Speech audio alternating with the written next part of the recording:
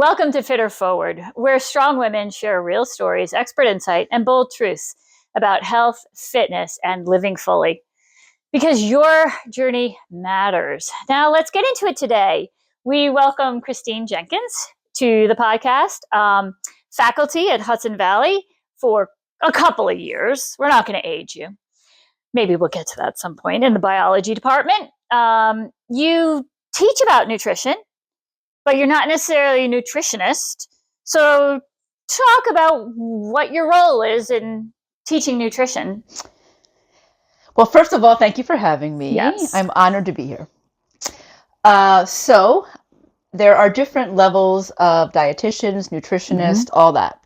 The top level would be a registered dietitian, and they need to go to get a degree at an accredited university, pass a national certification exam, and an RD, registered dietitian. They're going to know about all nutrition, all ages, all categories of people.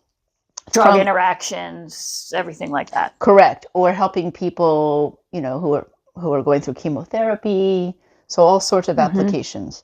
From there, from the RD, there's a whole host of other certifications, some more credentialed than others. So I always encourage people to, if you're listening to someone on TikTok or something, Right. Make sure you pay attention to who they are, because they may have just taken a weekend course. Right. And I think that's a big challenge, right? Because a lot of people don't necessarily pay attention to that.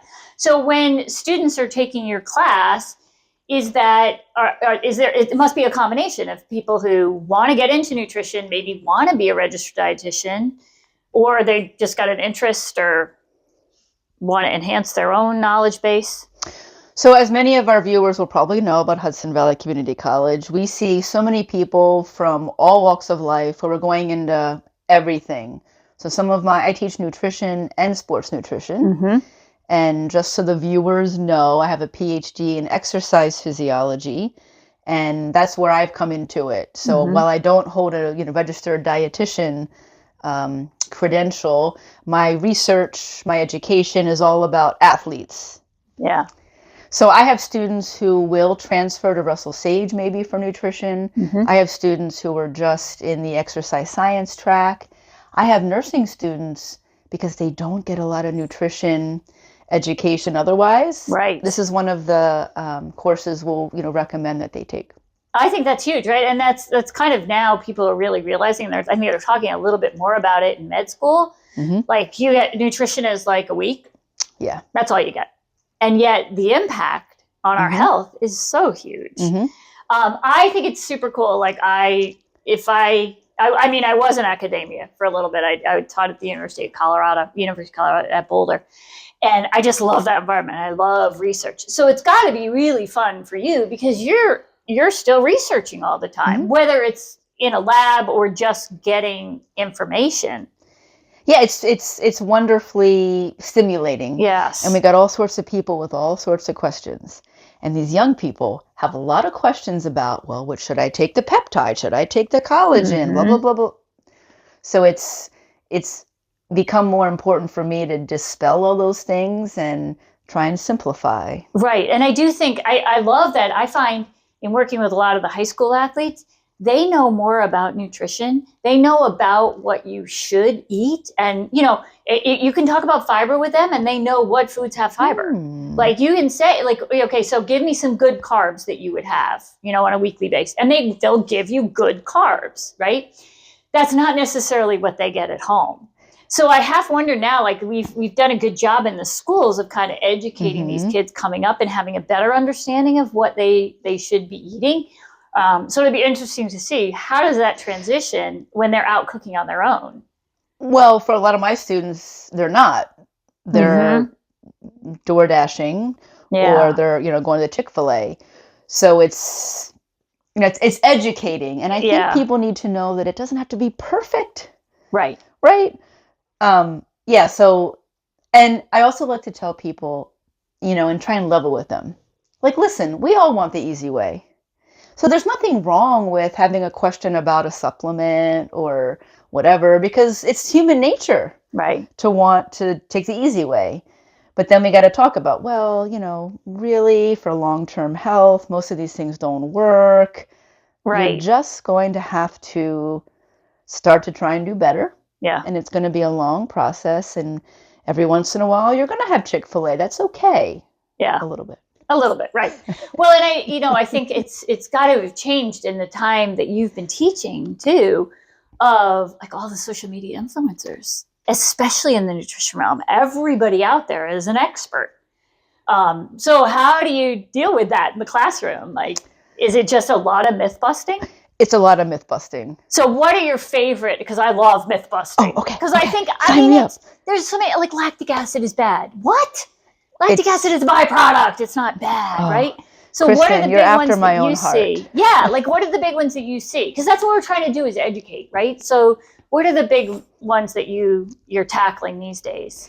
Well, first of all, in some ways, it's an in for them. Mm-hmm. So if they have a question about a supplement or a thing, at least they're talking about it. So, sometimes I give them a little of a hard time, but at least it opens the door for questioning. At least they're questioning. Right. At least they're being somewhat skeptical. The big ones I see now are protein. Protein in chips. Processed chips that have protein added. Oh, come on. But I think people think like, oh, they see that, right? It's like going back to the snack wells and take fat out of everything. Right. So now it's protein. Correct. And we've already said on our podcast, it's fiber for 2026. Oh, yes. And carbs are making a comeback. The carbs are making a comeback. They shouldn't have got away, but... Exactly. But the right kind of carbs. Right. So people have a lot of questions about how much protein should I be ingesting? Mm-hmm. And usually I have to talk them off the ledge.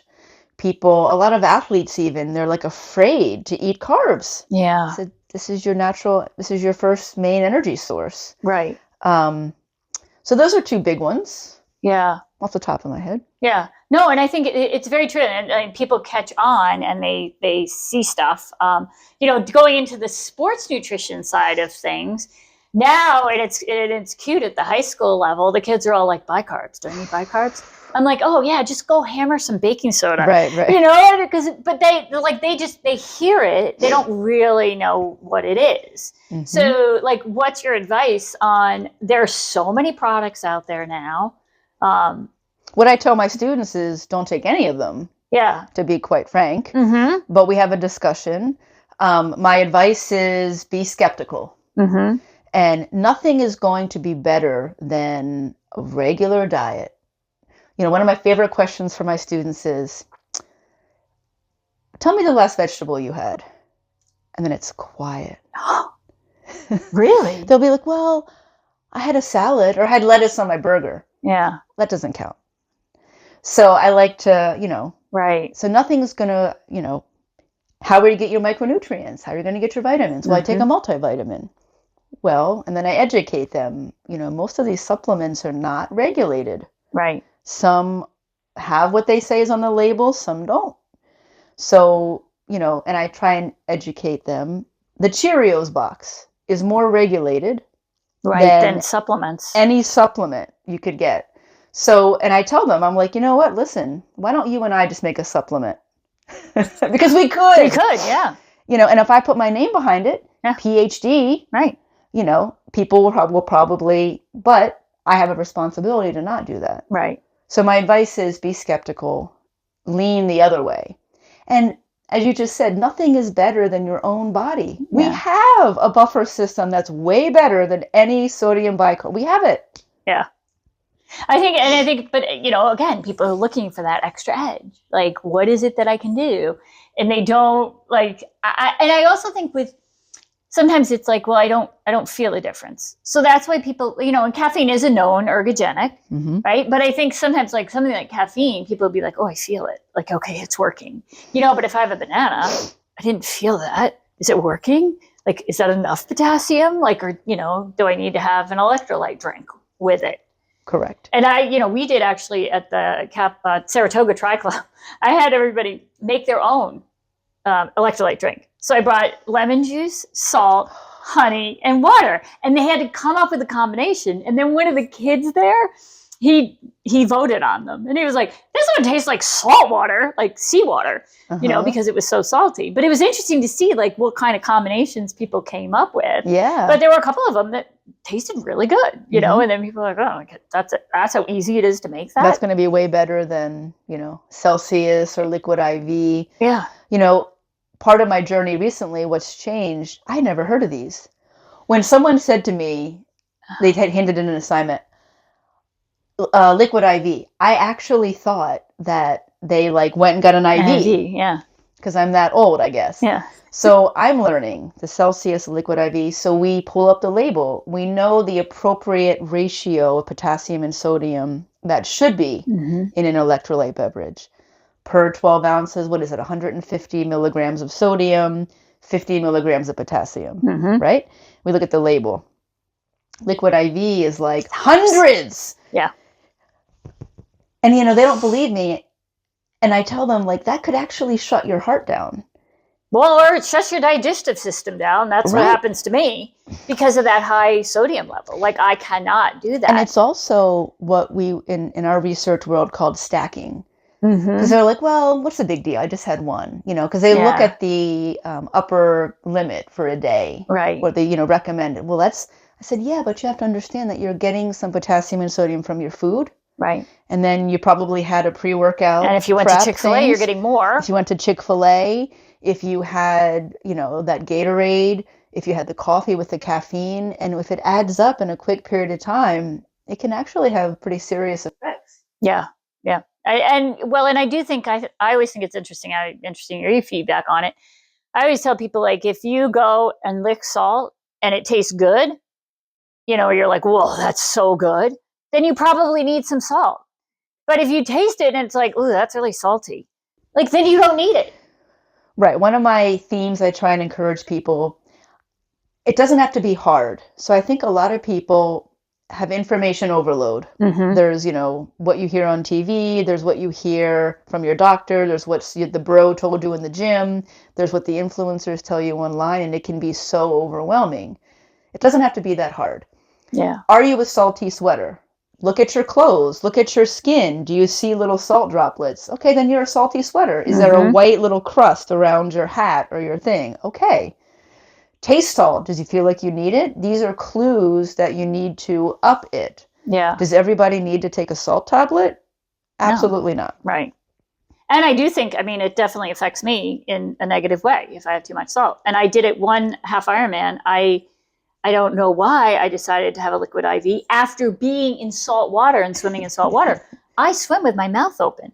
So I realized by having my mouth open, I was getting more salt in that way. Add the IV on.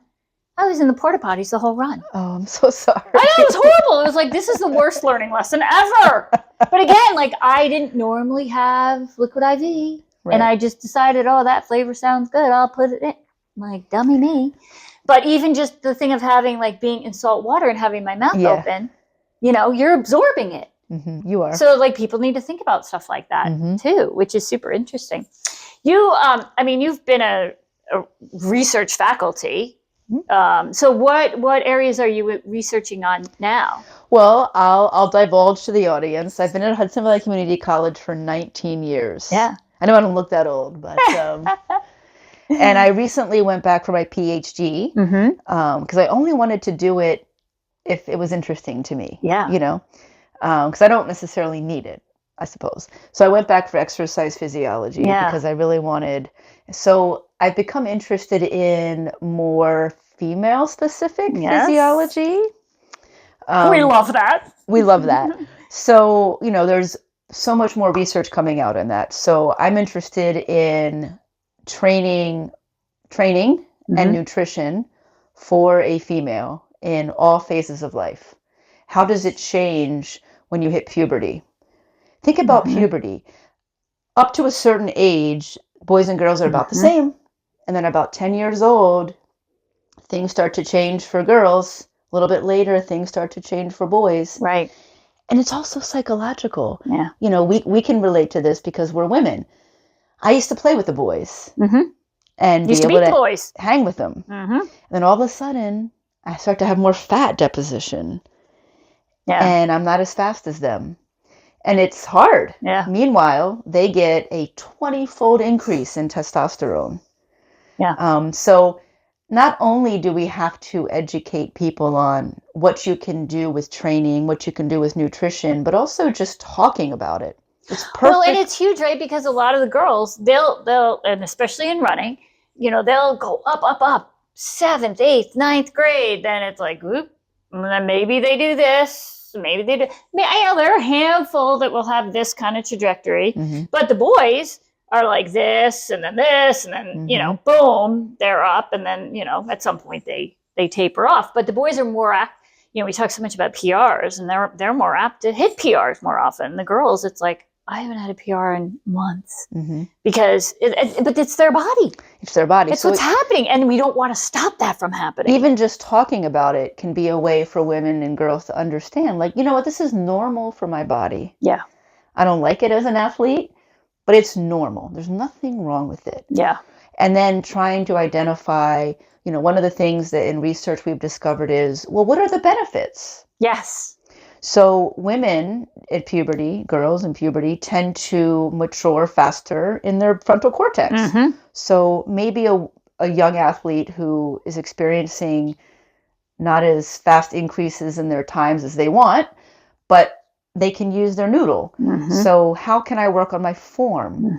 How can I make a training plan?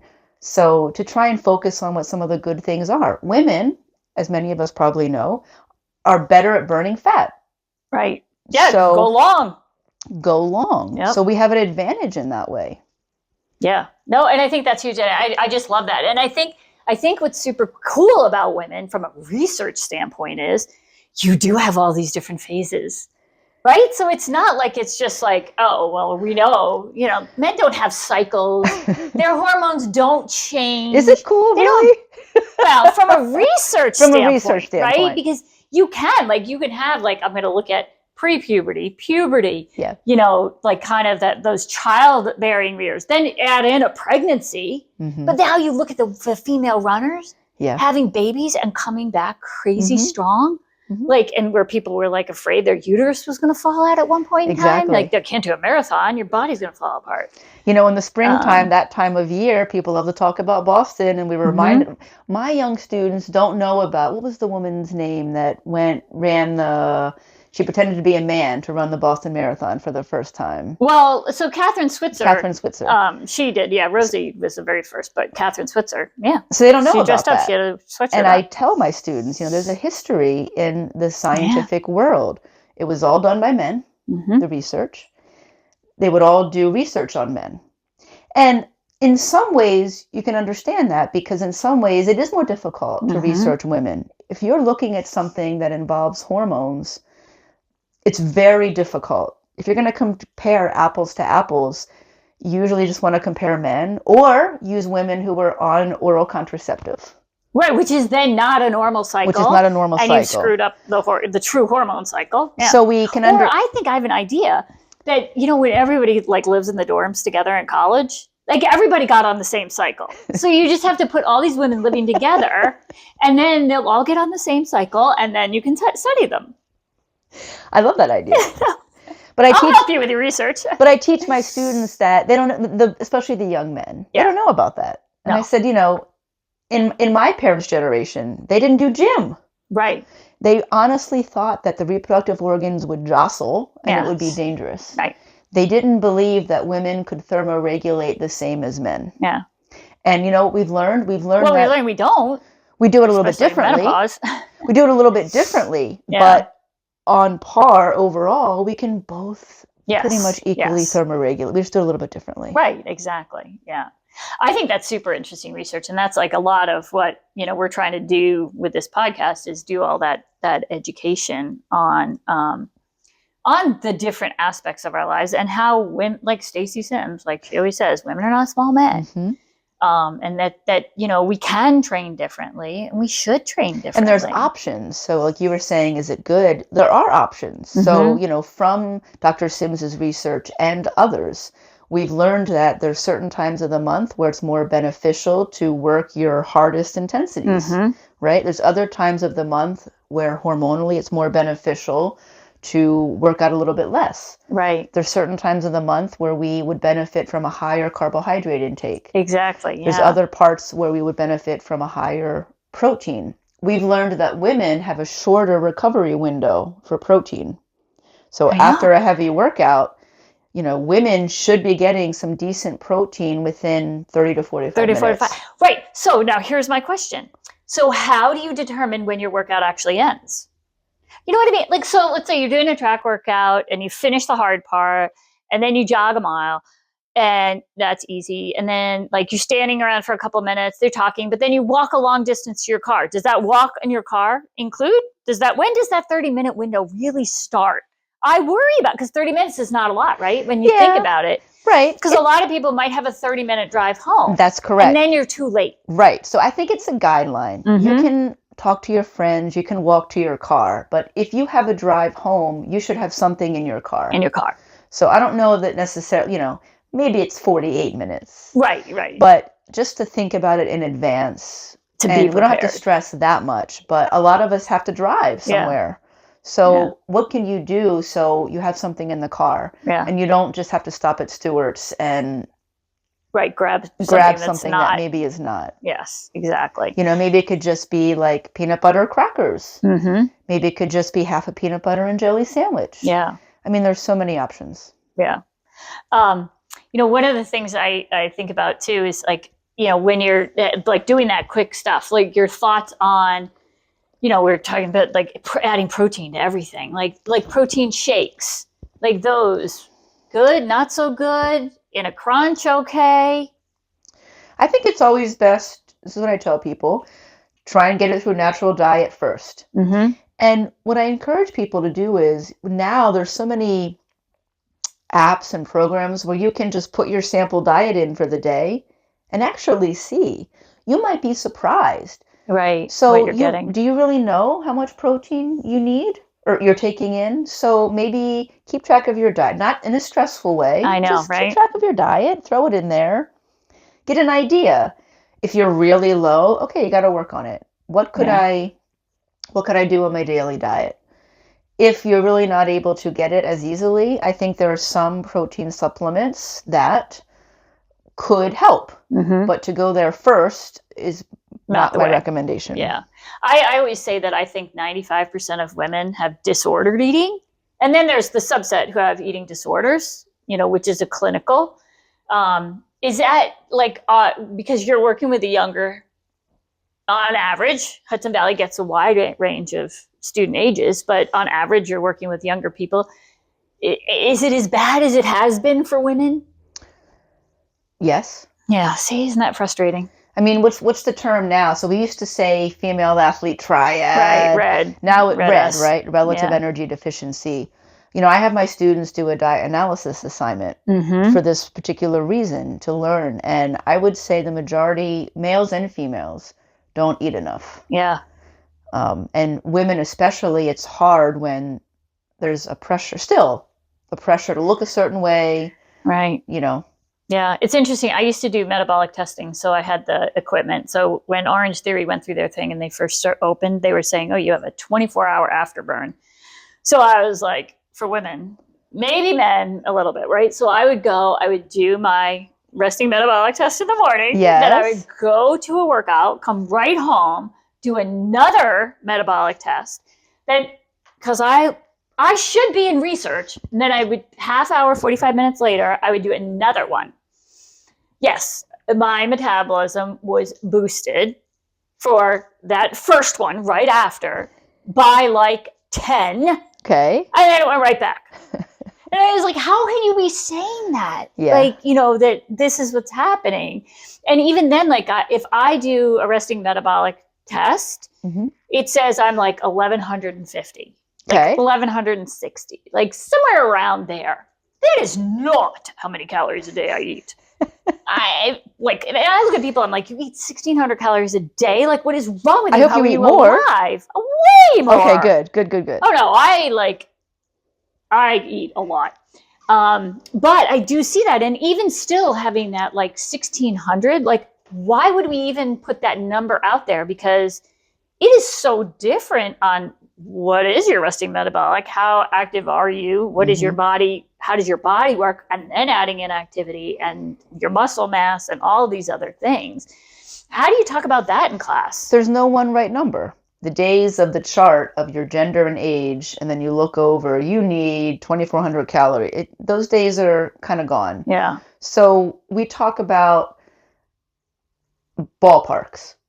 So if you take your body weight in pounds times 10, and my students will get their calculators out. Yes. Or they'll get they'll be like, I've had a student go to Siri, and I said, just add a 0. Yeah, exactly. So if you take your body weight in pounds times 10, add a 0. So I'm 150 pounds. Yeah. I add a 0. 1,500 calories. That's a ballpark for your basal resting metabolic rate. Yeah. So even if someone doesn't do anything all day, you need your body weight times 10 just to keep your organs going.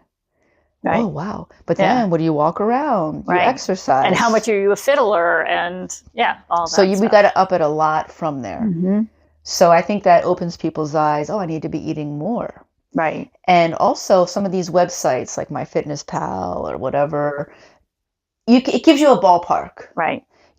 So for my young students, the young men I have, their estimated calorie needs per day will probably be like 4,000. Yeah. Because they're 18. Yeah. Right? Someone like me, who's 47, it might be like 2,200. Yeah. So not that you have to focus on that number, but it gives you a ballpark. Ballpark, yeah. I also think it's always a challenge too, because, when people use those apps and stuff, they're keying in like a calorie amount that's on that package, or that's utilizing a calorie amount on that package. But how correct is that? Yeah.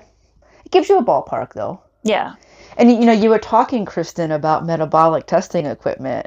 Can I just do a plug right to the camera? Yes. Hudson Valley Community College. I have worked to secure, we have a metabolic testing unit, 5 years old, brand new. Yeah. Where we can do, in my labs, we do that. We do basal metabolic testing. We put them on a treadmill.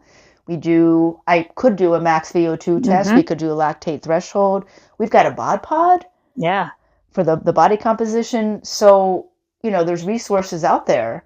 And I think I was a little bit too much ahead of the curve when I got all the equipment, because people were like, I don't get that. And I was doing metabolic efficiency testing. So I was looking at where is your crossover point from burning primarily fat to burning sugars, right? So you think that should be when you're aerobic, you're burning all fat. And the most interesting thing that I found was women were not. They were as soon as they started moving, they were burning sugars, because they were so used to jumping in a class and doing all that short stuff. Yeah. At least this is my take on it. Uh-huh. And they had not ever done enough actual aerobic training. So when they did that zone 2 training, you've got to slow way down and you're going to hate it. But when they did that, then all of a sudden they now were burning more fat. So it's like that whole combination, right? Of like understanding the physiology, and then the nutrition on top of it. I mean, it's not a little bit if you really want to optimize. It's not a little bit, but for the majority of athletes that we probably see that aren't high, super elite level, the majority of people, the recommendations are pretty similar. Most of the diet should come from carbohydrates, limit the added sugars. Right. Every meal should have a little bit of healthy fat and a little bit of protein. It's better to eat it small bits over time. Before an activity, you want to up the carbohydrates a little. Right. Yeah. Top off After, your stores. we want to focus a little bit more on protein. So the big picture is not that different. Yeah. Once you get that base, then we can start to have fun. Then you can dive in. Right? But I have students who just want to go from 0 to 60. I said, no. We just got to work on cooking, regular meals. Do you find that their habits change as they're taking the class and they're learning more? Yes. Yeah. I have students that'll bring up to me, oh my God, I saw the supplement and it's like by Dr. Joe. I don't think he's even a doctor. Yeah. And it says on the label that this will make you have more energy and burn more. I think they're lying. I said, yes, I think you're right. Yeah. So it's that critical thinking. Imagine that. Or they'll be How like, awesome. guess what, Dr. J? I had a green vegetable today. Yeah. Yeah, which has to make you like, yay, that's perfect. So, I mean, you've got, I don't know what your breakdown is between research and teaching. Are you teaching more than you're doing research? I'm primarily all teaching. All teaching? Research is my side gig. Okay. So what do you love most about teaching? Like, how did you know that was where you wanted to go and be? So I started off way back when as an athletic trainer. Mm-hmm. So I worked at Skidmore. That's why I moved up here. Mm-hmm. So I was an athletic trainer, and it just wasn't, I liked it, but it was kind of boring. And so I applied for adjunct teaching from a newspaper ad. I'm like, let me just see what, this was way back when. Yeah. And there was an adjunct teaching, and I just applied. Yeah. And I got the job. Yeah. And then it just went from there. So what do I enjoy about it? I enjoy breaking down what could be hard concepts into more understandable things. I enjoy being out in the world, interacting with people. Instead of just, like, for me, working from home, it would be miserable. Yeah. I enjoy learning from them. Yeah. I enjoy that it's different every semester. And I think I loved when I was at the University of Colorado. I loved that age group. I loved it when the freshmen would come in and they were just like, everyone around me is an idiot. They don't know anything. Then by the time they were juniors and seniors, it was like, oh, my parents are brilliant. You're brilliant. Like, I've learned so much. Like, it was so fun. Like, it's another time where they're just learning so much and exposed to so much new. So that's got to be really fun. Just to be so around. Fun. And especially at a place like Hudson Valley. Yeah. I will say that, so I teach in the Department of Biology, Chemistry, Physics. And we have a really good unit of people, of faculty, and we just love it. And we like to work. We like to educate. We love the people. And it's just another little plug. Yeah. It's like one of the remaining few meritocracies where it doesn't matter where you came from. You don't even there's no prereqs, just show up. Yeah. And there's people from all walks of life. Yeah. And boy, we all learn from each other. And it just makes everything so much better. Yeah. I mean, I'm so impressed by the programming. I mean, I always I'll look at something, I want to take that class, that class, that class. Like, I mean, yeah, there's some awesome things going on in Hudson Valley. Athletic, we are talking a lot about the Run for Women. We end up talking a lot about running. What do you do? I used to be a runner. So I was thinking about this when you asked me to do this. And I was an athlete when I was younger. I was a team sport athlete. And then I didn't start running until I was in graduate school. It's like my team sport days were done. Yeah. This is probably pretty common. It's well, what happened, right? Can you go dribble a soccer ball in the backyard? Yes, but is it as fun as being on a team, right? No. And I think that's the challenge. I always see that, like, all the girls that had a sport in high school, certainly not all of them go on and do it in college. So they drop off at that point. The college girls, like, they finish and it's like, well, who am I going to go play volleyball with? And maybe you find a league and you're playing once a week, but it's not like as often. So I always feel like that's an opportunity for us to grab people into running. Exactly. Because it gives you that same feel of, like, and you can do accomplishment, challenge. Any way you want. You don't have to run a marathon. No. You can do whatever you want. So I just began, I wasn't really a runner. So I just began, like, I remember I would run like a block more every week. And then before you know it, I did a 5K. Yeah. Oh my God, I did that. And then I was like, well, let me do a 10K. So then I built up, and then I started triathlons, and I really enjoyed that. And now, as I'm getting into a different season of my life, and I work a lot, I don't have as much time. And just to be frank, I'm experiencing some perimenopause, which is a whole nother research interest of mine. So been there, done that. So it's finding it's okay to change my... Well, and I think that's one reason I love triathlon, right? Is because if you're only running, that's a lot on your body. Like, you absolutely have to be doing the strength training. But when you can add in some time in the pool and time on the bike and time, I mean, we need to be multifaceted in all of this, so that we need the cardio, we need the strength, we need it all. Yeah. And we just need to figure out how do we get it all in.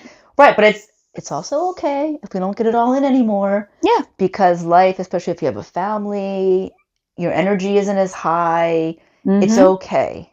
But resetting, recalibrating is a hard. Well, and that becomes, again, going back to talking about the kids and the girls PRing, and then, now it's like PR. No, not unless I make up a new distance, right? Like, but that's why I love age grading, because then I can go, oh, I did okay age graded, so that's how I'm challenging, it is. It's reframing that, and I think that's another challenge that, people start to go on that downturn at speed. Mm-hmm. And then they give up. They're like, I don't want to do it anymore because I don't feel like I'm as good as I was, or I'm not as fast as I was. Well, no, you're not, but you're still miles ahead of anybody who's not doing it. Mm-hmm. It's interesting, too, the same characteristics that make you a good athlete, focus, determination, pushing when it gets hard, can also make you not good at recalibrating and accepting. Mm-hmm. So it's... Right, exactly. It's like, well, that used to make me a really good Ironman athlete. Right. But now, I just can't anymore. Yeah. It's unrealistic. So. I do think that COVID had a little bit of a reset for a lot of people on like seeing that, because when you couldn't go out and you couldn't do all the races, like it was like this, like, oh, for some people I know my age bracket, they were like, yay, I don't have the pressure of racing and the mental anxiety. And I was like, oh my gosh, if you're 60 and you're still neurotic when you're, like, that's not good. We need to fix that. Right. So like, I think it's true. To be able to reset is super important. Right. Yeah. See if I forgot anything I really wanted to talk about. I got plenty of things to talk about. So I know. Well, that's the thing. I think that's what we should do is like maybe next time we'll go in and delve in more on the research side of different, kind of categories of women and what we need to focus on. What are the most common questions you get from a nutrition standpoint? Like, you've done talks at Fleet Feet and stuff, and like, the most common questions that you get from runners on nutrition. Yeah, they have a lot of questions about just overall diet. Mm-hmm. And it's like, it's okay to have carbs. You don't need to be afraid of carbs. Mm-hmm. Let's question the protein intake. Mm-hmm. Are you getting too much? I get a lot of questions about just when to eat certain things. Yeah. Excuse me. And it's just simplifying it. It doesn't have to be, keep some things in your car, keep some things at work, have half a banana. When we say have a little carb snack, it doesn't have to be... Right, you're not having to make something special. Right. Yeah. So it's trying to make it simple. I get a lot of questions about, what should I have right before? Yes. Have half a banana. But and I do think there's a challenge with that, right? Because of people, they overthink it. So they think, oh, I can't have that. Or they're not willing to test. And I'm like, you got to train your gut. Like, I mean, I could have a glass of milk and go for a run. I don't have any issues. Oh, I could not do that. Right? But I think I've just done it. I did it without even knowing that could potentially be an issue. It works for me. It's trying. So I always say, like, don't take everything away. Test it. And it's also different for every person. Right. And there's not one right answer. Yeah. Like after a workout, I love a Rice Krispie treat. Mm-hmm. Is that the best thing? Probably not. No. But does it give me some sugar real quick and it just tastes good? Fine. Right. Good. You're getting stuff in, you're refueling, which is important. So, yeah. We always finish out with what we call final kick. So this is a good one for you because it's what's your favorite post-workout snack? Well, a Rice Krispie treat. Okay. For me, I've got to work on getting that protein in. Mm-hmm. So I have to work hard. So that's why I like peanut butter crackers, the rich peanut butter crackers, because I can take as many or as little. Right. So I don't have to have like a whole thing. I can just have 5. Yeah. It's got a little bit of carbs, a little bit of salt, and peanut butter. Well, I did those, the little crackers, the cheese and peanut butter crackers for Ironman. So did I. Yeah, and beef jerky. People are like, you eat beef jerky? I'm like, yep, first loop of the bike, beef jerky. Wow. Because it's protein, it's satiating. It is protein, it is satiating. And there's usually salt in it. Mm-hmm. So I always did that. Right, so it doesn't have to be, textbook. Yeah. After a big workout, you can see I'm a sugaraholic. Yeah. Like Coca-Cola, those little small 100 calorie, nothing tastes better to me than that. I half wonder too, like the caffeine. The caffeine. Right? Probably and the bubbles it's like, feel good in my belly. Yeah. That's awesome. Okay, how about your favorite way to recover? My favorite way to recover, because you sent me these questions in advance, and I really thought about it. Yeah. And I thought, should I be honest? I said, well, I should be honest. Yes. Because, the person who teaches nutrition doesn't always have to be perfect. No. So I love after a long bike ride or a run, I come in my house. I don't change yet. I put a towel on my couch so I don't get my sweat over the couch. Yeah. And I sit down and I have like that little Coca-Cola and I just sit there in my sweat. And chill. For like a half an hour. See, I love that though, right? And I think that's exactly it though, because everyone is different. So, for some people, that's probably just good for your whole mental too, right? It's finishing the whole experience. I did it. Yeah. I feel good. It's mentally good. I'm sweating. Or if you told me you have to do a cold plunge and that's the best way to recover, that would be so mentally taxing for me because I'd be like, uh-oh, what if my Raynaud's comes out? And what if this? And I don't like cold. And, it would not be good for me at all. I'm more on your route. You don't have to do everything that's out there. Right. This is what I tell my students. I like to test it all though. Yeah, it's fun to test. That's what I tell my students. You're going to get more from your body by eating a good overall diet and training properly. Yeah. I tell them, the young little 18-year-old boys, guys, I said, you know what, listen, come do a Dr. J workout. That's going to give you more benefit than any potential 5% increase from the branched chain amino acid supplement. Oh, yeah. So learn how to train properly, fuel properly, go hard when you're supposed to go hard, go easy when you're supposed to go easy. I think that's a super hard one for people. Don't stay in that middle mamby-pamby land. When you really need to go hard and you want to work out, let's go hard. Yeah. That extra sprint, that extra interval. Yeah. That's where you're going to make real change. Yes, I love that. And that's then so get true. the real rest. Yes. Yeah. I love that. We could do a whole thing on that. That's awesome. Okay. How about your favorite place, your favorite workout or your favorite place to work out? I'm a zone 2 person. Nothing makes me happier, Ironman to Ironman as like a 2-hour zone 2 ride through the hills. Yeah. And as I get older, I need to be doing less of it. I need to be doing more strength training. We need more of the power stuff. And I don't know. I go back and forth. Again, I feel like it's pretty individual. Because when I backed off of the running and tried to focus a lot more on strength and just that high intensity stuff, it didn't work as well for me. But so I can still do that long stuff. Can. And but I do definitely need the strength. You have to do a little bit of both. Yes. And it's okay if it's more one than the other. At least you're doing some. And there's nothing wrong with having the mental benefits of a zone 2 if you really like it. Exactly. Yeah. My favorite, you asked about place, right? Yeah. So over the years, I've done a lot of training after work in Troy, Hudson Valley. Yes. And I've really grown to love Columbia County. So I would leave Hudson Valley and I would park my car at the park and ride at Skodak. And then I would go down Route 9 to Kinderhook. And it's beautiful. There is such great ride. And even down that way and then up north too. Up north too. On the whole east side of the Hudson. There is it's just rolling and it's beautiful. And you can get out there and you feel like there's no one near you. Nowhere near you. Yeah, I agree. Love it out there. Well, awesome. How can people get in touch with you? And I have my Hudson Valley email. So c.jenkins@hvcc.edu.